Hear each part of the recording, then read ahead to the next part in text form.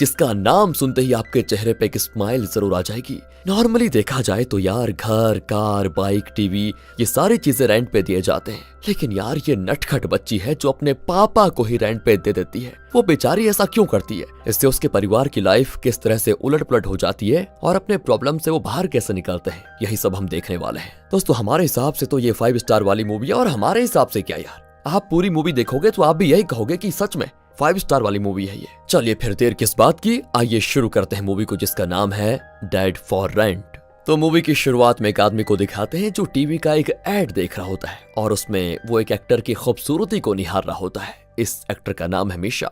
देखिए तो कैसे स्टैचू बना बैठा है। और तब उसकी वाइफ मारिया आती है, तो वो झट से न्यूज चैनल पे आ जाता है और कहता है कि सुना तुमने, हमारे देश की करेंसी का वैल्यू एकदम से घट गया है, बेरोजगारी कई गुना बढ़ गई है। वो भी कहती है कि हाँ, जब तुम जैसे निकम्मे 10 साल से बिना किसी काम धंधे के घर पे बैठे रहोगे तो बेरोजगारी अपने आप बढ़ेगी। सही बात है। अरे ये तो मेरी आरती उतारने लग गई। ये सोचकर चैंग, दोस्तों हाँ इसका नाम चैंग है, चुपचाप अपनी बेटी के कमरे में घुस जाता है। बाप ऐसा तो ये देखिए बेटी को मुंह में ब्रश से रंग भर रखे हैं। चैंग पूछता है कि बेटा ये क्या हाल बना के रखा हुआ है तुमने? कुछ नहीं पापा, मैं रिसाइकलिंग कर रही हूँ। रिसाइकलिंग? किस चीज का रिसाइकलिंग कर रही हो? कहकर वो कमरे में नजर घुमाता है तो वहां उस चुटकी के ब्रांड न्यू शूज रखे होते हैं, जिसका टैग भी दोस्तों अभी तक नहीं उतारा था। उस पर पेंट करके रखा है इस नटखट ने। चैंग उसको डांट लगाता है कि बेटा रिसाइकलिंग का मतलब होता है कि पुरानी चीजों को फिर से यूज करना। ये तो तुमने अभी तक यूज ही नहीं किया है, इसको रिसाइकलिंग करने के बहाने इसका सत्यानाश कर दिया तुमने। वो कहती है पापा एक न एक दिन तो ये पुराना हो गई, तो सोचा आज ही इसको रिसाइकलिंग कर दूं, इसमें दिक्कत क्या है वैसे? इस तरह दोस्तों पॉइंट पे जवाब देने वाली इस नटखट चुटकी का नाम है यंग। वो कहती है कल आपको मेरे स्कूल आना है, याद से है? तो वो चिढ़कर कहता है कि नहीं मैं नहीं आऊंगा, अपनी माँ को लेकर जाओ। नहीं पापा, टीचर ने आपको ही बुलाया है, आपको ही आना होगा। अगले दिन दोस्तों स्कूल में यंग की क्लास को दिखाते हैं, जहां टीचर ने सारे स्टूडेंट्स को अपने घर से कोई ना कोई ऐसी चीज लाने को कही थी जिसे वो यूज नहीं करते। तो यहाँ पर आइडिया यह है कि एक के लिए जो चीज यूजलेस होती है तो वो किसी दूसरे के लिए यूजफुल हो सकती है, और स्टूडेंट्स इन आइटम्स को एक्सचेंज कर पाएंगे। तो एक अमीर घर का लड़का जिसका नाम जेटी है, वो तो प्ले स्टेशन लेकर आया होता है। भाई प्ले स्टेशन। अब सारे बच्चे नारे लगाते हैं कि मुझे चाहिए प्ले स्टेशन, मुझे चाहिए। एक लड़का कहता है मेरे पास ये बेसबॉल बैट है, ये ले लो और मुझे प्ले स्टेशन दे दो। पर जेटी कहता है कि अरे ये क्या है, मेरे पास पता है एक बड़े बैट्समैन का साइन किया हुआ शानदार बेसबॉल बैट है, तुम्हारे बैट का मैं क्या करूंगा? इस तरह दोस्तों इन बच्चों की आपस में बातें होती है, तो वो अपना प्ले स्टेशन किसी को नहीं देता। अब दूसरी ओर चैंग को मारिया कॉल करके कहती है कि अरे यंग ने तुम्हें स्कूल बुलाया था ना, तुम गए क्यों नहीं? चैंग तो भूल ही चुका था कि मुझे स्कूल भी जाना है। अब चैंग के पास स्कूल जाने के लिए भी पैसे नहीं है, तो वो अपनी बेटी यंग के पिगी बैंक की छेद में एक क्लिप घुसाकर आराम से उसमें से एक नोट निकाल लेता है। बताओ यार क्या कंडीशन है। पर खुद ही में वो कहता है कि यार मेरी चुटकी इतनी होनहार है कि चावल की बोरी में से एक दाना भी कम हुआ तो वजन से जान जाएगी, उसे तुरंत पता चल जाएगा कि मैंने पैसे लिए हैं। ये सोचकर वो उसी करेंसी नोट को लेकर उसी के वजन का एक कागज अंदर डाल देता है। और यहाँ पर टीचर यंग से पूछती है कि बेटा तुम किस चीज को एक्सचेंज करना चाहती हो? वो कहती है कि मेरा यूजलेस आइटम अभी आ रहा है। और तब दोस्तों एकदम जोकर की तरह दरवाजे पे आता है चैंग, उसे यंग अंदर बुलाती है और अब वो अपनी क्लास को बताती है कि ये मेरे पापा चैंग हैं, ये 39 साल के हो चुके हैं और इन्होंने सियोल यूनिवर्सिटी से अपनी ग्रेजुएशन की थी, और मेरे घर में इकलौते यूजलेस चीज यही है, इन्हें जो चाहे रेंट पे ले सकता है, मुझे कोई दिक्कत नहीं है। और ये सुनकर तो सारे बच्चे शॉक में एकदम स्टैचू बन बैठे होते हैं कि ये कह क्या रही है अपने पापा को। टीचर का भी वही हाल होता है। चैंग तो खुद फ्रीज हो जाता है कि ये कैसी औलाद पाई मैंने जो बाप को ही भाड़े पे देने चली, बताओ। टीचर कहती है पापा को बेटा ऐसे नहीं कहते, कल कोई और चीज लेकर आ जाना। पर यंग कहती है नहीं नहीं, ये मैं नहीं कहती टीचर, मेरी माँ रोज कहती है कि घर में हर चीज इंपॉर्टेंट है, अगर कोई है जो घर पर बोझ बना बैठा है तो वो पापा है, माँ कहती है मेरी ऐसी, बताओ। तब चैंग उसको डांटता है कि मेरी नाक कटवाएगी क्या, चल घर, तुझे मैं घर में देख लूंगा। लेकिन तभी टीचर भी पूछती है कि वैसे तुम्हारे पापा को रेंट पर लेना कौन चाहेगा है?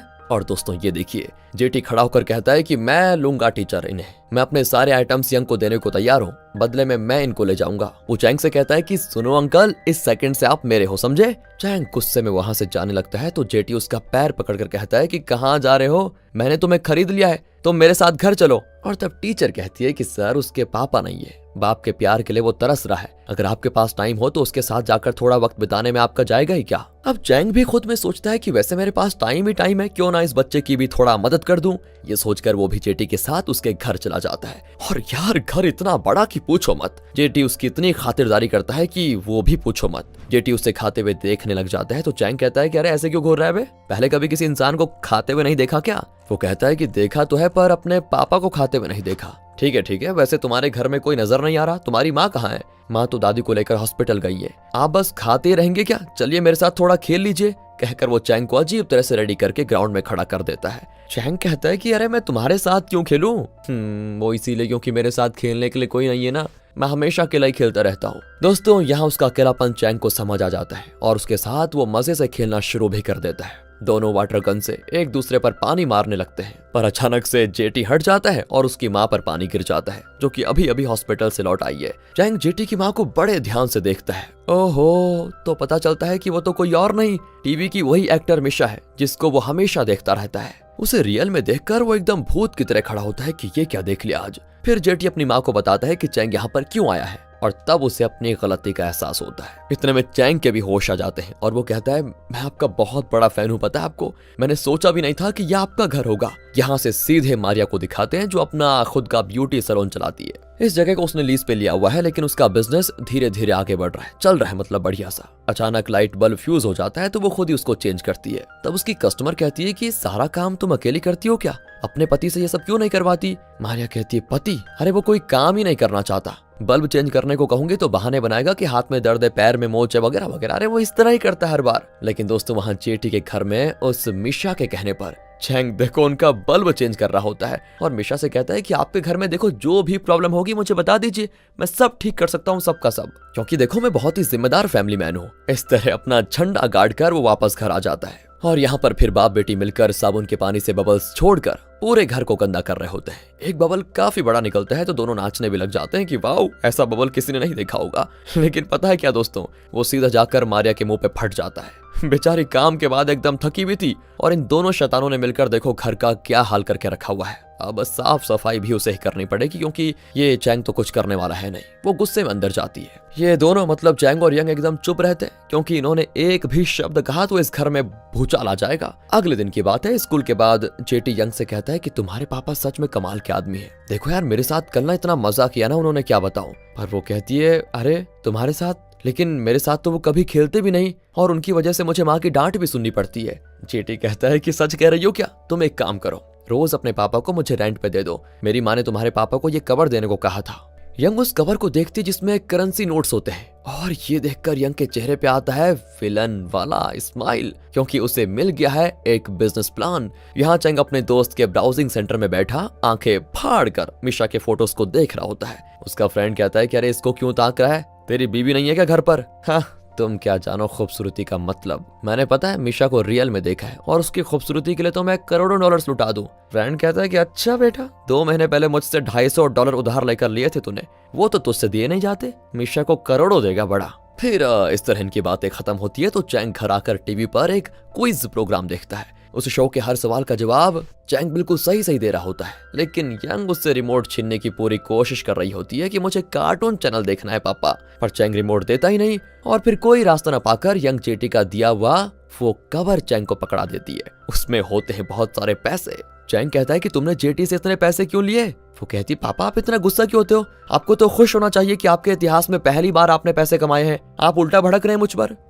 चुप कर, बहुत बोलती है तू। मैं कल खुद उसके घर जाकर पैसे लौटा दूंगा। अगले दिन वो मिशा के घर जाता है जहाँ पर मिशा अपनी सास के साथ खेल रही होती है। असल में मिशा के पति की मृत्यु हो चुकी थी ना, तो उसकी सास को डिमेंशिया है और वो लगभग बच्चों की तरह बिहेव करने लगी थी। लेकिन चैंग को देखकर वो उसे अपना बेटा समझती है और कहती है बेटा तुम आ गए क्या, मैं तुम्हें बहुत मिस कर रही थी। अब चैंग भी उसकी हाँ में हाँ मिलाने लग जाता है क्योंकि वो एक बुजुर्ग औरत का दिल नहीं तोड़ना चाहता। बड़ा अच्छा यहाँ पर बनने की वो कोशिश करता है। वो चैंग को घर में बैठाकर उसके बालों में क्लिप लगाती है और उसे लिपस्टिक लगा देती है। चैंग भी उसका मेकअप करने लग जाता है और दोनों बच्चों की तरह खेलने लग जाते हैं। ये सारी हरकतें देखकर मिशा को बड़ी खुशी होती है और अब उसकी नजर में चैंग के लिए इज्जत और बढ़ जाती है। अब चैंग मिशा को पैसे लौटाता है तो वो कहती है प्लीज इसको रख लीजिए इसको। आपके आने से देखो मेरा बेटा भी बहुत खुश है और मेरी सासू भी। और दोस्तों तब उसको एक कॉल आता है कि मुझे रेंट पे एक पापा चाहिए, आप कब आ पाएंगे?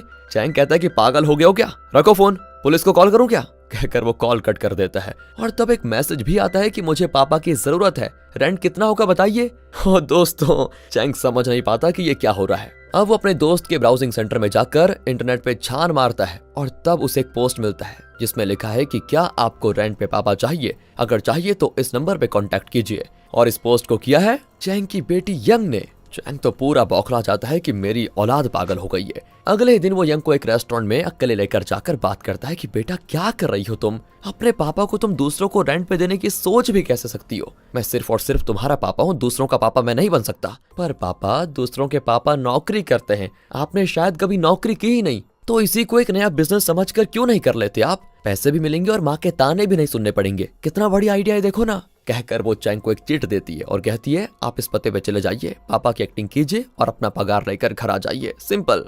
दोस्तों चैंग को ये सब बिल्कुल अच्छा नहीं लगता, लेकिन क्या करें, अब पैसे मिल रहे हैं तो चैंग ये करने के लिए मान जाता है। वो जाता है उस पते पे तो वो एक बार होता है, वहां पर एक लड़की शराब पी रही होती है। चैंग कहता है कि एक्सक्यूज मी, मेरी बेटी ने गलती से वो मैसेज पोस्ट कर दिया होगा, प्लीज उसको इग्नोर कर दीजिए। पर वो चैंग की बात सुनने के बजाय कहती है आपको कुछ कहने की जरूरत नहीं है, बस यहाँ पर बैठकर थोड़ी देर के लिए मेरी बात सुनिए। ओह ये तो बड़ा आसान काम निकला, ये सोचकर चैंग बैठ जाता है। वो कहती है मैं आपको बहुत मिस करती थी पापा, आप मुझे और माँ को छोड़कर क्यों चले गए थे। यहाँ पर चैंग भी बेमतलब मुस्कुरा रहा होता है। वो बड़े अच्छे से बात कर रही होती है, लेकिन अचानक चैंग के मुंह पे पानी फेंक देती है और चिल्लाती है कि तुम जैसा बाप किसी को ना मिले, तुमने मुझे और मेरी माँ को इतना टॉर्चर किया था, तुम्हारी वजह से मेरी माँ ने अपनी जान दे दी और तुम जैसे जल्लाद को जिंदा रहने का भी कोई हक नहीं है, तुम्हें मार डालने के लिए मैंने तुम्हें यहाँ पर बुलाया था। ये कहकर वो चैंग के पेट में सच में चाकू घोंप देती है। चैंग नीचे गिरकर घबराहट में चिल्लाता है कि प्लीज कोई एम्बुलेंस को बुलाओ। फिर पता चलता है कि वो डमी चाकू था। हे भगवान, एक सेकंड में इसने मुझे मौत दिखा दी। यही सोचकर वो अपनी बेटी पे बहुत गुस्सा करता है कि इस पागल की वजह से मुझे क्या क्या देखना पड़ रहा है। तो वो गुस्से में हड़बड़ी में घर भाग जाता है। अगले दिन भी दोस्तों चुटकी चुप नहीं रहती, पूछती है कल काम कैसा था पापा, कैसा लगा आपको। चैंग भी चिढ़ जाता है कि बेटी तू ना मेरी बेटी नहीं है, मेरे लिए यमराज है। तुम्हें पता है कल उस लड़के ने मेरे मुंह पे पानी फेंका, मेरा शर्ट गीला हो गया और तो और वो मेरी जान लेने वाली थी, बाल बाल बचकर आया हूँ वहां से। नहीं, इस तरह चलेगा तो कभी नहीं होगा काम, आइंदा मैं तुम्हारी बात कभी मानूंगा ही नहीं। भूतनी कहेंगी। लेकिन यंग कहती है मुझे खुशी है पापा कि आप फिर से नौकरी करने लगे, ये रहा अगला कस्टमर। इतने में मारिया आ जाती है तो चैंग उन कस्टमर्स का एड्रेस छुपा कर रख लेता है, क्योंकि मारिया नहीं जानती ना कि बाप बेटी का कौन सा बिजनेस चल रहा है। फिर चैंग उस नए कस्टमर से मिलने जाता है। असल में वो एक स्कूल स्टूडेंट होती है जो कि प्रेग्नेंट है। वो बताती है कि मेरा कोई नहीं है, मैंने एक लड़के पे भरोसा किया था लेकिन वो मुझे धोखा देकर चला गया। अब मुझे हर महीने चेकअप के लिए हॉस्पिटल जाना पड़ता है, लेकिन अकेले जाऊंगे तो डॉक्टर सवाल पूछेंगे, इसीलिए क्या आप मेरे पापा बनकर मेरे साथ जाएंगे। चैंग को बेचारी पर तरस आ जाता है और वो कहता है ठीक है, जब तुम्हें हॉस्पिटल जाना होगा तो मुझे कॉल कर देना, मैं आ जाऊंगा। यहाँ मारिया के सलून में एक अमीर औरत आती है। असल में मारिया इसी के सलून में काम करती थी पहले और उसके बाद उसने अपना चालू किया। वो औरत कहती है मेरा काम जरा मंदा चल रहा है क्योंकि तुम जैसी टैलेंटेड ब्यूटिशियन मुझे कहीं नहीं मिली, तो तुम चाहो तो मेरे सलून में वापस आ जाओ, यहाँ तुम्हारी जो कमाई होती है उससे ज्यादा सैलरी मैं तुम्हें दे दूंगी। मारिया कहती नहीं, मुझे अपना सलून चलाने में ही खुशी मिलती है, सच बताऊं तो। फिर मकान मालिक आकर कहता है कि सुनो, मैंने लीज का अमाउंट 5,000 से 10,000 डॉलर्स बढ़ाने का फैसला किया है, जल्दी अमाउंट का इंतजार करो। मारिया की समझ नहीं आता कि अब वो इतने पैसे कैसे जुटा पाएगी। ऊपर से चैंग कोई काम धंधा ही नहीं कर रहा, तो वो अपना सारा गुस्सा चैंग पे उतारती है। और ये भी जायज है यार, कोई पति काम नहीं करेगा और सारा काम औरत करेगी तो कैसे चलेगा। वो कहती है देखो तुम कुछ भी कर लो, कुछ भी, लेकिन कल से कोई ना कोई काम करो और घर में कुछ पैसे लेकर आओ, अब मैं अकेले इस घर को नहीं चला पाऊंगी। चैंग के पास और कोई रास्ता नहीं होता और वो अपनी बेटी के बताए हुए उसी बिजनेस को जारी रखने का फैसला करता है, यानी भाड़े पे पापा बनने का बिजनेस। तो चैंग अपने अगले कस्टमर की सर्विस में हाजिर हो जाता है और इस बार मुझे लगता है किस्मत बढ़िया है इसकी, क्योंकि इस बार एक अमीर आदमी ने इसको हायर किया है, क्योंकि वो बहुत ही बड़ा बिजनेसमैन है और हमेशा बिजी रहता है। उसकी बेटी है तो बेटी के स्कूल में सारे बच्चों के पापा मिलकर कुक कर रहे होते हैं और क्योंकि उस बड़े आदमी के पास टाइम नहीं है तो चैंग उस लड़की का पापा बनकर बाकी पेरेंट्स के साथ मिलकर कुकिंग करने के लिए जाएगा। तब एक आदमी उसे उस लड़की का पापा समझकर पूछता है कि सर, मैंने सुना है आप मनी एक्सचेंज, शेयर मार्केट वगैरह के बारे में A to Z जानते हैं। देखिए यूरो करेंसी का वैल्यू है 1.3855 US डॉलर्स। ये कहकर वो चैंग से एक बहुत ही कॉम्प्लिकेटेड सवाल करता है और पूछता है ऐसे में आप शेयर खरीदेंगे या बेचेंगे, मतलब इस कंडीशन में। दोस्तों चैंग को तो सवाल ही समझ में नहीं आता, लेकिन उसका आखिरी पार्ट ये था कि आप शेयर्स खरीदेंगे या बेचेंगे। तो चैंग यूं ही अंधेरे में तीर मार देता है और कहने वाला होता है कि मैं शेयर्स खरीदूंगा, लेकिन बोलते बोलते उस आदमी के चेहरे का एक्सप्रेशन चेंज होने लगता है। तो चैंग कहता है नहीं नहीं नहीं, मैं तो बेच डालूंगा। और ये सुनकर वो आदमी बौखला जाता है, कहता है कि सर आप सच में जीनियस है, सच में आप शेयर्स को खरीदने का दावा करेंगे लेकिन आखिर में बेच देंगे, है ना। इस तरह से आपका लॉस होने से बच जाएगा। लाजवाब हो सर आप। यहाँ अब चैंग को लगने लगता है कि यार कहीं मैं सच में इतना समझदार तो नहीं हूँ। फिर सभी मिलकर बच्चों को खाना सर्व करते हैं। वो अमीर आदमी की बेटी भी लाइन में आती है। चैंग इस लड़की को नहीं पहचानता, हालांकि वो इसी का पापा बनकर यहाँ पर आया है। तब टीचर कहती है कि सर अपनी बेटी को थोड़ा और खाना दीजिए ना। और तब जाकर चैंग को पता चलता है। वो लड़की बहुत ही उदास होती है कि यार पापा नहीं आए और बताओ किसी और को पापा बनाकर भेज दिया। असल में बाकी स्टूडेंट्स उसको हमेशा बुली करते रहते हैं क्योंकि वो चुप रहती है। आज भी एक स्टूडेंट उस पर खाना गिरा कर जाती है। बताओ, ये देखकर चैंग उस लड़की के ऊपर लगे खाने को साफ करने जाता है तो वो चिल्ला देती है कि चुपचाप यहाँ से चले जाइए, आपको बस पैसों से मतलब है, मेरे बारे में आपको फिक्र कहाँ है। वो ये बातें तो कहती है पर वो ये नहीं कहती कि तुम मेरे पापा नहीं हो, क्योंकि अगर वो ऐसा कहेगी तो इसी बात पर सारे स्टूडेंट्स उसे बुली करेंगे। उस इवेंट के बाद उस लड़की को ले जाने के लिए उसका असली पापा आता है। वो बच्ची भी चुपचाप जाकर उस गाड़ी में बैठ जाती है और देखिए वो चैंग को डांटता है, अरे तुमसे पापा की एक्टिंग ठीक से नहीं होती क्या? तुमने मेरी बेटी को इतना गुस्सा क्यों दिलाया कि वो सबके सामने चिल्लाने पे उतर आई? चैंग को बड़ा गुस्सा आता है यार, और वो जवाब देता है कि हाँ मुझे एक्टिंग नहीं आई, मैं तो बस बाप की एक्टिंग कर रहा था, मुझसे गलती हो सकती है, पर तुम उसके असली बाप हो।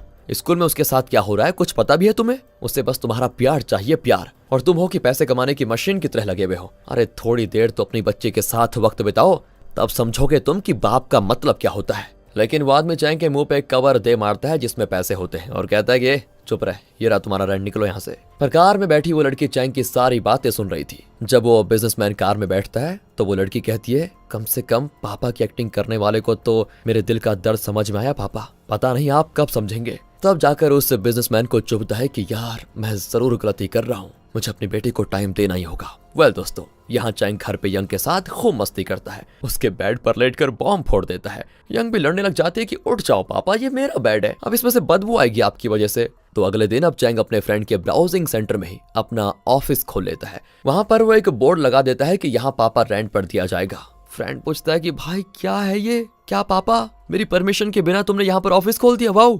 चैंग भी कहता है कि क्या यार हम दोनों चड्डी दोस्त हैं, क्या हमारे बीच परमिशन मांगने की नौबत आ गई? बता, तुम मेरे जिगरी दोस्त हो यार, तुम्हारे गाल पे एक मक्खी भी बैठ जाएगी ना तो मेरे दिल दुखने लग जाएगा। इस तरह दुनिया भर की एक्टिंग का डेमो देकर चैंग चला जाता है। फिर वो उस प्रेग्नेंट स्टूडेंट के साथ उसके चेकअप के लिए हॉस्पिटल जाता है। वो उसके स्कैन फोटोज को दिखाकर कहता है कि देखो तुम्हारी बच्ची एकदम हेल्दी है, जब ये पैदा होगी तो तुम इसको अच्छे से देखभाल करना। पर वो कहती है जैसे ही वो पैदा होगी मैं उसे किसी ऑर्फनेज में छोड़ दूंगी। चैंग तो चौंक कर पूछता है कि अगर इसको वहां छोड़ना था तो पैदा ही क्यों करना चाहती थी तुम?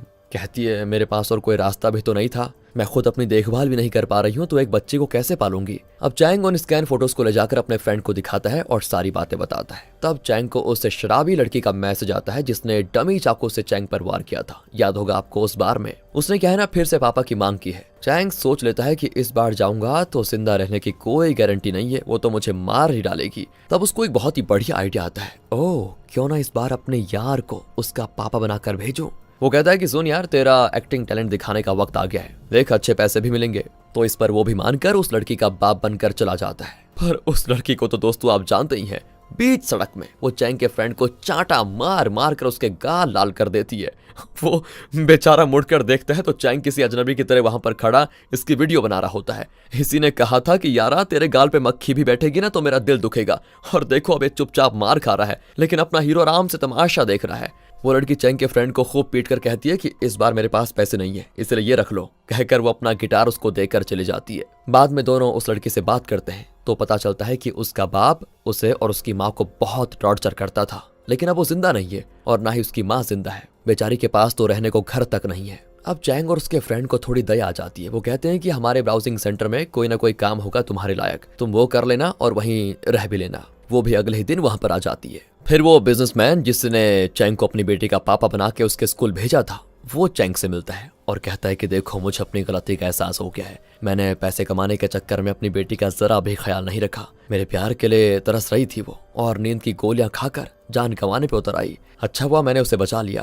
अब मैं सुधर चुका हूँ और उससे बात करना चाहता हूँ, लेकिन प्रॉब्लम यह है कि वो मुझसे बात नहीं करना चाहती। देखो अगर तुम मेरी मदद करोगे और उसे थोड़ा शांत करवा दोगे तो मैं उससे बात कर पाऊंगा, प्लीज ना मत कहना। चैंग भी मान जाता है और उसकी बेटी से मिलने जाता है, पर वो चैंग को देखती भी नहीं। चैंग उसे कई बुक्स देता है और कहता है कि देखो नींद की गोली खाने से कोई प्रॉब्लम सॉल्व नहीं होती बेटा, जब तक तुम ये सारे बुक्स पढ़ लोगी ना तब तक तुम्हारे पापा वो सब करना शुरू करेंगे जो तुम उनसे एक्सपेक्ट करती हो, अगर वो नहीं करेंगे तो मैं उनसे करवाऊंगा। ये कहकर चैंग चला जाता है। ओहो, ये देखिए दोस्तों, कितनी प्यारी सी स्माइल करती है वो, क्योंकि चैंग ने उसकी खातिर उसके पापा से बात की थी। अब चैंग को कई क्लाइंट्स मिलने लग जाते हैं। वो मिशा के घर जाकर उसकी सासू के साथ खूब खेलता भी है और वो बिजनेसमैन अपनी बेटी के साथ मिलकर मूवी देखना चाहता था, लेकिन बेटी तो मानेगी नहीं, इसीलिए उसने चैंग से मदद मांगी होती है। चैंग ने थिएटर में 3 टिकट्स बुक किए थे और बीच वाला टिकट उस बिजनेसमैन को दे दिया। फिर वो उसकी बेटी से कहता है कि बहुत बढ़िया मूवी है, मैंने तुम्हारे लिए और अपने लिए 2 टिकट्स लिए हैं, पर क्या है ना कि बीच की सीट किसी और ने बुक कर दी है। दोनों अंदर जाते हैं और उस लड़की को मजबूरन अपने पापा के साथ बैठना पड़ जाता है। चैंग भी बड़ा खुश होता है कि बाप बेटी साथ बैठे हैं। फिर चैंग एक ऑर्फनेज में जाता है, जहाँ सिस्टर बच्चों से कहती है कि देखो, तुम लोग अपने पापा के साथ जो जो गेम्स खेलना चाहते हो वो सब तुम इनके साथ खेल सकते हो। फिर क्या था, चैंग उन बच्चों के साथ बच्चा बन जाता है और ऐसा आदमी जो अपनी बेटी के पिगी बैंक से पैसे चुराता था, वो अब इतना कमाने लगा है कि अपनी वाइफ के पर्स में पैसे रखने लग जाता है। रात रात भर उसे कस्टमर्स के मैसेजेस आते रहते हैं और जब मारिया देखती है तो वो सोने की एक्टिंग कर लेता है। अगली सुबह चैंग देर तक सोता है। यंग उसको खेलने के लिए बुलाती है, लेकिन वो काम में इतना बिजी है कि रात को सो भी नहीं पाता और सुबह देर से उठता है। अब वो यंग के साथ वक्त नहीं बिता पाता, ये समस्या हो गई है। यंग अब अकेले ही खेलने लगती है। फिर वो जाकर रेडी होता है और सीधे मिशा के घर जाकर जेटी और उसकी दादी के साथ खूब खेलता है। फिर एक दिन चैंग मारिया और यंग को एक बड़े रेस्टोरेंट में लेकर जाता है। मारिया पूछती है कि इतने बड़े रेस्टोरेंट में लंच करने के तुम्हारे पास पैसे हैं क्या? आजकल तुम बड़े बिजी भी लगते हो, तुम करते क्या हो? अब चैंग सोचता है कि सच बताऊंगा तो मारिया की डांट पड़ेगी, इसीलिए वो झूठ बोलता है कि देखो, मैं एक बड़े बिजनेसमैन को मनी एक्सचेंज, शेयर मार्केट वगैरह के सिलसिले में सलाह देता हूँ, उसका मतलब कंसल्टेंट हूँ मैं, कहकर वो उस बिजनेसमैन का कार्ड देता है जिसकी बेटी का चैंग पापा बना था। वो कहता है, हाँ ये देखो, ये कार्ड दिख रहा है, इसका मैं स्कूल फ्रेंड था, लेकिन अब कंसल्टिंग की अच्छी फीस देता है वो मुझे। मारिया चौंक कर पूछती, क्या मनी एक्सचेंज, शेयर मार्केट, इन सब के बारे में तुम्हें कुछ आता भी है? मुझे तो नहीं पता था, तुम सलाह कैसे देते हो बताओ? चैंग कहता है, तुमने तो यार मेरी इंसल्ट कर दी, मुझे तुमने समझा ही नहीं शायद। अरे तुम जानती भी हो 1 यूरो का US डॉलर्स में कितना वैल्यू है? 1.3885 अमेरिकन डॉलर्स होता है, और जब हम इसको एक्सचेंज करते हैं तो ब्रोकर उसमें से 3 पाइप नहीं वो पिप, अरे छोड़ो, वो जो भी हो उतना खुद ले लेता है। असल में आप और मैं तो जानते हैं कि चैंग को कुछ नहीं आता, लेकिन उस दिन याद है उस आदमी ने चैंग से इन सब के बारे में एक कॉम्प्लिकेटेड सवाल पूछा था और उसने उसको ये सारी डिटेल्स भी दी थी। उसी इन्फॉर्मेशन को वो यहाँ अपनी नॉलेज के तौर पर झाड़ रहा है। अब वो कहता है कि जब देखो ऐसा सिचुएशन होता है ना, तब पता है क्या करना होता है? खरीदने का दावा करके एकदम से बेच डालना होता है, तभी हम लॉस से बच पाएंगे। ओह माय गॉड, मारिया तो शॉक और यंग भी शॉक कि इतना अच्छा दिमाग है पापा का, बताओ कहाँ से आटप का इतना सारा नॉलेज इनके पास। उस रात चैंग अपने परिवार के साथ डिनर ना करके मिशा के घर जाकर वहाँ डिनर करता है। फिर वो मिशा से कहता है कि आपकी सास को देखकर मुझे अपनी दादी की याद आती है, पता है उन्हीं की वजह से मैं ग्रेजुएट बना था। मिशा पूछती है, वो कैसे कैसे? तो चैंग बताता है कि मैं स्कूल में टॉप करता था, लेकिन मेरे पेरेंट्स का कोई खास रिएक्शन नहीं होता था मुझ पर मेरी दादी वो बड़ी खुश होती थी कि मेरे पोते ने टॉप किया। उनके चेहरे पे ऐसी खुशी देखने के लिए मैं बार बार टॉप करने लगा। आपकी सास भी उन्हीं की तरह हर छोटी छोटी बात पर खुश होती है, इसीलिए मैं ऐसा कह रहा हूँ। तब जेटी आकर कहती, मम्मा मेरे बर्थडे पे आपने मुझे बेसबॉल मैच दिखाने का वादा किया था ना, तो हम तो जा रहे हैं, लेकिन पापा आप भी जरूर आना, तीनों मिलकर मैच देखेंगे, बड़ा मजा आएगा। इसके बाद चैंग यहाँ पर कुछ कहता तो नहीं है, लेकिन खुशी खुशी चला जाता है। चैंग को इनकार करने का मौका ही नहीं मिलता। फिर ब्राउजिंग सेंटर में काम कर रही उस लड़की के हाथ में वो नेल पॉलिश लगाने लग जाता है। उसके फ्रेंड को चिढ़न होने लग जाती है क्योंकि वो उस लड़की को पसंद करने लग गया था। अब वो उसे कोई काम दे देता है ताकि वो चैंग के पास ही ना मंडराए। फिर चैंग जेटी के साथ बेसबॉल मैच देखने के लिए टिकट बुक कर रहा होता है। तभी यंग देख लेती है और बड़ी खुश होती है कि वाह पापा, हम बेसबॉल मैच देखने जा रहे हैं क्या? चैंग कहता है, नहीं मैं तो यूं ही देख रहा था। ठीक है पापा, अब चलिए ना मेरे साथ खेलिए। बेटा तुम अपना पहले होमवर्क पूरा करो। डैड वो तो मैंने कब का कर भी लिया है, आप मेरे साथ खेलो ना प्लीज। मैं देखो यंग अभी बहुत बिजी हूँ, मैं तुम्हें पैसे दे देता हूँ, तुम अपने लिए कोई टॉय खरीद लेना, उसके साथ खेल लेना। ये सुनकर यंग बहुत ही गुस्से में चली जाती है। दूसरी ओर मारिया का सलून जिस मकान में है, उसका ओनर मारिया से कहता है कि देखो मैंने वो लीज अमाउंट बढ़ाने की बात की थी ना, तो उस दिन मैंने कहा था, तो फिलहाल मुझे वो अमाउंट तो नहीं चाहिए क्योंकि मैं ये मकान बेचने वाला हूँ और अपनी बेटी के साथ अमेरिका जाने वाला हूँ। तुम एक काम करो, जल्दी से जल्दी अपना सलून खाली कर लो। मारिया परेशान हो जाती है कि अब क्या होगा। तो चैंग काम के बाद यंग के लिए डिनर खरीद कर लेकर आता है, लेकिन यंग उसको नहीं लेती और गुस्से में अपने कमरे में चली जाती है। मारिया को परेशान देखकर चैंग पूछता है कि तुम्हें क्या हुआ, पर वो उसको ये नहीं बताती कि मकान का ओनर सलून खाली करने को कह रहा है, बल्कि ये कहती है कि देखो मैं सोच रही थी कि सलून बंद कर दूं क्योंकि तुम अच्छा खासा कमाने जो लग गए हो, मैं सोच रही हूँ घर पर ही रहूं। यंग भी दिन भर अकेली घर पर रहती है ना, उसके साथ वक्त बिताने का मौका भी मिल जाएगा मुझे। पर चैंग कहता है कि यार तुम इतनी जल्दी फैसला क्यों कर रही हो, अभी अभी तो तुमने सलून शुरू किया है और उसमें देखो तुम्हारी कितनी मेहनत भी लगी है।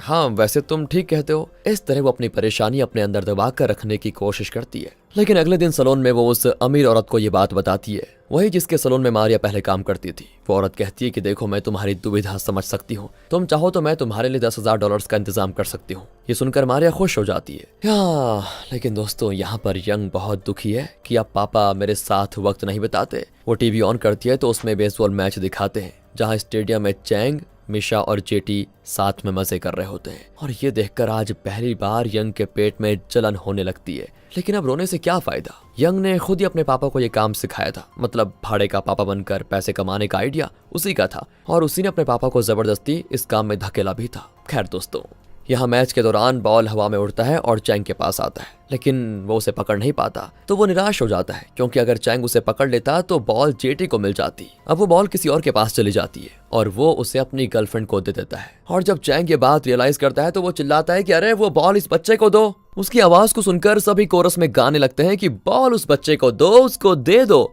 उस लड़के के पास भी और कोई रास्ता नहीं होता और वो बॉल चैंग को दे देता है। फिर बॉल पाकर जेटी बड़ी खुश होती है। इस बीच मिशा को कॉल आता है कि हॉस्पिटल में उसकी सास हंगामा कर रही है। तीनों हॉस्पिटल जाते हैं तो वहां पर सासू ने तोड़ फोड़ मचा के रखी थी कि मुझे मेरा बेटा चाहिए, उसे बुलाओ कैसे भी करके। मिशा कहती है कि देखिए आपका बेटा आ जाएगा, प्लीज सब्र कीजिए, पर वो नहीं मानती। अब यहाँ पर मिशा और सह नहीं पाती और कह देती है कि देखो अब मुझसे और नहीं होगा, आपका बेटा मर चुका है, उसे कोई वापस नहीं लेकर आ सकता, समझिए आप। आपका बेटा मर चुका है, इसलिए प्लीज आप ये सब करके मुझे भी मरने पे मजबूर मत कीजिए। सास को डिमेंशिया है और वो भूल चुकी है कि उसका बेटा अब जिंदा नहीं है। पर अब मिशा की बात को सुनकर सच का एहसास उसे होने लगा था शायद, और वो बेहोश हो जाती है। चैंग मिशा को शांत करने की कोशिश करता है कि प्लीज कंट्रोल करो अपने आप को। अब यहाँ पर मारिया और यंग उस मकान मालिक से मिलने जाती हैं। मारिया कहती है कि आपने लीज के $10,000 मांगे थे ना, मैं पैसे लेकर आ गई हूँ, आप अगर नए लीज एग्रीमेंट पे साइन कर देते तो अच्छा होता। पर वो ऊंची आवाज में कह देता है कि अरे तुम्हें मेरी बात समझ नहीं आई क्या, मैं वो मकान बेचने वाला हूँ, नहीं चाहिए मुझे नया लीज एग्रीमेंट। इसी बीच यंग जेटी को कॉल करके कहती है मैंने अपने पापा को तुम्हारे साथ देखा था स्टेडियम में, कहाँ है मेरे पापा, बताओ, उन्हें बुलाओ। उसकी बातें सुनकर मारिया फोन ले लेती है और तब जेटी कहता है कि तुम्हारे पापा हॉस्पिटल में हैं। सुनकर दोनों उस हॉस्पिटल के लिए निकल जाती हैं और वहां चैंग मिशा को दिलासा दे रहा होता है, जिसको देखकर यहाँ मारिया गलत समझ बैठती है कि शायद चैंग का उसके साथ अफेयर चल रहा है और वो गुस्से में हॉस्पिटल से चले जाती है। देख रहे हैं दोस्तों कहां से कहां घूम रही है कहानी। चैंग भी उसको देख लेता है और उसे रोकने के लिए उसकी गाड़ी के आगे खड़ा हो जाता है और कहता है कि अरे मेरी बात सुनो यार, जो तुम समझ रही हो बिल्कुल वैसा कुछ नहीं है। वो कहती है कि अच्छा तुम ये कहना चाहते हो ना कि तुम उसको जानते तक नहीं। नहीं मारिया, मैं उसको जानता हूँ, देखो मुझे एक्सप्लेन करने का मौका तो दो, मैं तो बस उनके साथ बेसबॉल मैच देखने गया था बस। देखा तुमने खुद सच कबूल कर लिया। 10 साल से तुम घर में बैठे रहे बिना नौकरी के, मैं तुम पर तरस खाकर तुम्हारा, हमारे घर का और हमारी बेटी का ख्याल रखती रही। मेरी जगह कोई और होता ना तो कब का तुम्हें छोड़कर जा चुकी होती। अब चैंग को भी गुस्सा आ जाता है। वो उसके पास आकर कहता है कि अच्छा तो इतने साल से तुम मुझ पर तरस खाकर मेरे साथ रही, वाह, तुमने मुझसे प्यार नहीं किया ना। तो वो भी कहती है कि हाँ तुम्हारे दिल में तो बहुत प्यार है ना, तो जाओ अपनी नई गर्लफ्रेंड को अपना सारा प्यार दो, मुझे नहीं चाहिए, कहकर मारिया चली जाती है। अगले दिन स्कूल की बात है। यंग स्कूल में जेटी से कहती है कि मैंने अपने पापा को रेंट पे दिया था, लेकिन आइंदा वो सिर्फ मेरे पापा होंगे, तुम्हारे पापा नहीं बनेंगे। जेटी कहता है ये सब कहने वाली तुम होती कौन हो, मुझे वो पसंद है और उन्हें मैं पसंद हूँ, मैं तो रोज उन्हें रेंट पे लूंगा और उन्हें अपने घर पर बुलाकर उनके साथ खूब खेलूंगा भी। इस पर दोनों की बहस होती है, दोनों की लड़ाई होने लग जाती है। अब चैंग उस प्रेग्नेंट स्टूडेंट से मिलता है जो कि अपनी होने वाली बच्ची को ऑर्फनेज में छोड़ने की सोच रही थी। चैंग कहता है कि बेटा एक बार फिर सोच लो, कम से कम अपने बॉयफ्रेंड को तो बता दो, वो तो इस बच्ची का बाप है। तब वो एक फोटो दिखाकर कहती है कि ये है मेरा बॉयफ्रेंड, पर पता नहीं ये कहाँ पर है, अगर आपसे बन पड़े तो इसको ढूंढ निकालिए, फिर सोचेंगे। चैंग कहता है कि देखो ये मेरा काम नहीं है, ये कहकर वो जाने लगता है। तब वो कहती है कि देखा आप भी मुझे छोड़कर जाने पे तुले हुए हैं, आप मेरे असली पापा नहीं है ना, इसीलिए आपको मेरे लिए कुछ करने की जरूरत नहीं है। ये सुनकर चैंग गिल्टी फील करने लगता है। और अभी कुछ देर पहले स्कूल में यंग और जेटी की लड़ाई हुई थी, तो उनके पेरेंट्स को बुलाया जाता है। यंग की माँ मारिया और जेटी की माँ मिशा आती है। मारिया यंग से कहती है कि जेटी से माफी मांगो बेटा, पर वो कहती है मैं किसी से माफी नहीं मांगूंगी। तो मारिया उसको डांट लगाकर उसे खींच कर बाहर लेकर जाती है। तभी मिशा उससे बात करने की सोचती है, लेकिन वो कहती है मुझे किसी से बात नहीं करनी। मिशा कहती है देखिए बुरा मत मानिए, मेरी सास को डिमेंशिया है और इसी वजह से आपके पति उनके बेटे की एक्टिंग कर रहे हैं। हमारे बीच देखो ऐसा कुछ भी नहीं है जैसा आप सोच रही है। तब जाकर मारिया थोड़ी शांत होती है। लेकिन अब भी दोस्तों मिशा ने मारिया को ये नहीं बताया कि चैंग भाड़े का पापा बना फिर रहा है। असल में एक बात बताऊं आपको, चैंग पैसों के खातिर मिशा के घर नहीं जाता, बल्कि उसकी सास के साथ वक्त बिताकर चैंग को खुशी मिलती है, क्योंकि वो उसे उसकी दादी की याद दिलाती है। अब मारिया तुरंत ब्राउजिंग सेंटर में जाती है, पर वहाँ चैंग नहीं होता। और तब वो वहाँ पर रखा हुआ बोर्ड देखती है जिसमें लिखा हुआ है कि यहाँ भाड़े के पापा मिलेंगे। और यहाँ से क्लियर होता है मारिया को, उसे सब कुछ समझ में आने लग जाता है और वो चैंग के फ्रेंड को घूरते हुए गुस्से में वहां से निकलती है। फिर घर आकर वो यंग से पूछती है कि क्या तुम इस बारे में जानती हो बेटा? कहती है सॉरी मम्मी, पापा ने तो ये काम करने से मना किया था, लेकिन मैंने ही जिद करके उनको इस काम पे लगाया था। उन्हें कस्टमर्स भी मैं ही ढूंढ कर देती थी। हे भगवान, ये घर है कि क्या है? ब्रोकर बेटी और भाड़े का बाप, सत्यानाश करके रखा हुआ है बेटी बाप ने परिवार का। फिर दोनों मिलकर चैंग को ढूंढने लग जाती है। इसी बीच चैंग ब्राउजिंग सेंटर में आ जाता है और कहता है कि देखो अब मैं ये बाप बनने का बिजनेस बंद करने वाला हूँ। इस काम की वजह से यार मेरा परिवार बिखर गया। तब उसका फ्रेंड कहता है कि अगर तुम ये काम नहीं करोगे तो मारिया का सलून हाथ से निकल जाएगा। चैंग पूछता है कि ये क्या कह रहे हो तुम? और तब फ्रेंड उसको पूरी बात बताता है कि वो ओनर मकान बेचने वाला है और मारिया को सलून बंद करना पड़ेगा। अब चैंग को मारिया की मुश्किल समझ में आ जाती है और वो तुरंत उस मकान मालिक से मिलने जाता है। उसे लगता है कि अगर वो किसी तरह मारिया का सलून बचा लेगा तो मारिया का गुस्सा कम हो जाएगा। चैंग फिर उस ओनर के पैर पड़ता है, लेकिन वो मानने को तैयार ही नहीं होता और अड़ा रहता है कि मैं वो मकान बेच कर रहूंगा। उसने तो यहाँ तक कि अपना सारा सामान पैक करके रखा होता है, पर ऊपर किसी दूसरे शहर का एड्रेस लिखा होता है। चैंग चौंक जाता है कि आप तो अमेरिका जाने वाले थे ना, फिर इसमें ये लोकल एड्रेस क्यों लिखा हुआ है बताइए? और तब वो सच बताता है। असल में उसकी बेटी शादी करके अमेरिका में सेटल होने वाली है, लेकिन वो अपने पापा को यहीं छोड़ कर जाने वाली है। अगर लोगों को पता चला कि वो अपने बूढ़े बाप को यहीं अकेला छोड़कर चली गई तो ओनर की बेइज्जती होगी, ऐसा ओनर का मानना है। इसीलिए वो लोगों को ये बता रहा है कि मेरी बेटी मुझे अमेरिका ले जाने वाली है, पर असल में तो बेचारा पास के दूसरे शहर में रहने जा रहा है जहाँ उसे कोई पहचानता नहीं, ना ही उसका कोई अपना है। चैंग कहता है कि वाह क्या पागलपन है, आप 50 साल से यहाँ पर रह रहे हैं, कोई कुछ भी कहे उससे क्या फर्क पड़ता है? अरे आप आराम से यहाँ पर क्यों नहीं रहते? वो कहता है कि देखो तुम मेरे मामले में टांग मत अड़ाओ, मेरी बेटी अमेरिका जाए या कहीं और, अब मैं उसको देखना तक नहीं चाहता। चैंग कहता है कि देखो बाप वो होता है जो बिना किसी एक्सपेक्टेशन के अपने बच्चों को बड़ा करता है। आपने इतने साल मेहनत करके अपनी बेटी को पाल पोस कर बड़ा किया है, एक न एक दिन देखना वो आपको जरूर समझेगी। आप अकेले नहीं है, हम सब आपके साथ हैं। आप एक काम कीजिए, अपनी बेटी को सेंड ऑफ करने एयरपोर्ट जरूर जाइए, वरना पता नहीं अगली बार आप उससे कब मिल पाएंगे। ये कहते कहते चैंग उदास होकर निकल जाता है। घर पर मारिया चैंग का सिस्टम चेक करती है तो उसमें तो कई लोगों ने फीडबैक भेजा होता है कि मेरे पापा गुजर गए थे, लेकिन आपसे मिलकर मुझे ऐसा लगा जैसे मेरे पापा के साथ बिताए वो पल मुझे वापस मिल गए हों। उस ऑर्फनेज के बच्चों ने भी बहुत ही इमोशनल लेटर्स लिखे होते हैं चैंग के लिए। ये सब देखकर मारिया की आंखों में आंसू आ जाते हैं कि चैंग जो काम कर रहा था उससे कितनों की लाइफ में खुशियां लौट आई हैं। दूसरी ओर चैंग हॉस्पिटल जाता है जहां वही मिशा की सास को एडमिट किया गया है। वो कहता है कि इतने दिन दूसरे लोग मुझे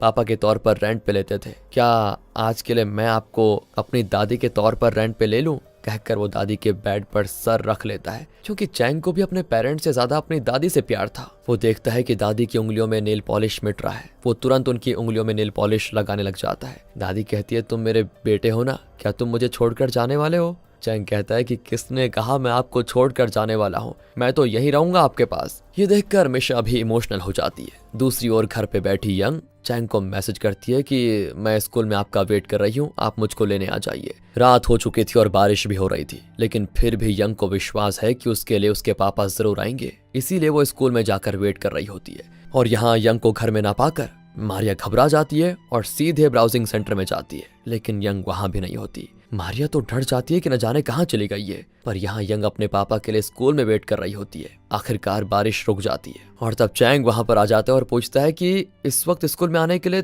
तुमने मैसेज क्यों किया? यंग उसे अपना पिगी बैंक देती है। चैंग पूछता है कि बेटा ये क्यों दे रही हो? कहती है मैं बहुत दिन से इसमें पैसे इकट्ठा कर रही हूँ पापा, आप सबके लिए, लेकिन आइंदा किसी और के पापा मत बनना। आप सिर्फ और सिर्फ मेरे पापा हो। आपको जितने पैसे चाहिए उतने ले लो पापा, पर प्लीज किसी और के पापा मत बनो। कहकर वो अपना पिगी बैंक तोड़ देती है, लेकिन उसमें करेंसी नोट्स कम और डमी कागज ज्यादा होते हैं, क्योंकि चैंग ने कई बार उसमें से पैसे चुराए थे। पर बेचारी यंग ये बात नहीं जानती थी और पैसों के बजाय कागज को देखकर वो बेचारी तो फूट फूट कर रोती है। अरे पापा, मैंने इसमें असली पैसे रखे हुए थे, मैं सच कह रही हूँ, पता नहीं ये नकली कागज कैसे बन गए। बिना पैसे के आप रेंट पे मेरे पापा नहीं बनोगे क्या? आपके बिना मैं क्या करूंगी पापा, प्लीज वापस मेरे पापा बन जाओ ना पापा। इस तरह चुटकी बहुत रोती है और यहाँ चैंग तो एकदम से पिघल जाता है कि ये मेरी बच्ची ने क्या सोच लिया। वो कहता है कि बेटा, तुम्हें रेंट देने की क्या जरूरत है, तुम मेरी अपनी बेटी हो, तुम मुझे कुछ दो या ना दो, मैं तो हमेशा से तुम्हारा ही पापा था और अभी भी हूं और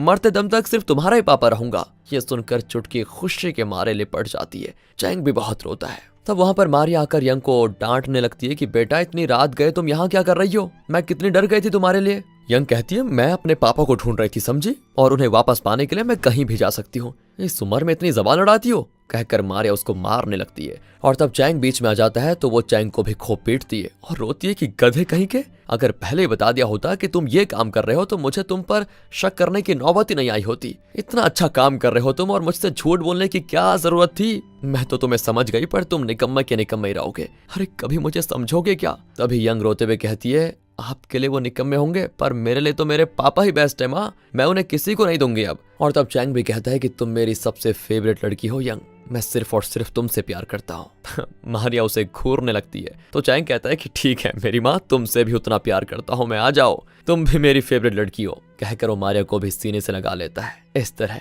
इनकी फैमिली हो गई एक। अगले दिन चैंग के जाने से पहले यंग उसके पास एक लेटर रख कर जाती है। अब चैंग भाड़े पे तो जाने वाला नहीं, तो पहले की तरह बेकारी घर पर पड़ा रहेगा। वो उठकर उस लेटर को देखता है। उसमें यंग ने लिखा होता है कि अब आपको कहीं भी रेंट पे जाने की जरूरत नहीं है पापा, लेकिन वो प्रेग्नेंट लड़की बेचारी आपके बिना क्या करेगी? अगर आपने उसकी मदद नहीं की तो वो अपनी बच्ची को ऑर्फनेज में छोड़ देगी, फिर वो बच्ची बिन बाप के कैसे पलेगी? प्लीज उसकी मदद कीजिए आप। इसी बीच वो मकान मालिक घर पर आता है और मारिया से कहता है कि मैं अमेरिका नहीं जा रहा, सिर्फ मेरी बेटी जा रही है और मैं तुम्हारे सलून का एग्रीमेंट फिर से उसी पुराने अमाउंट यानी $5000 पे साइन करने को तैयार हूँ।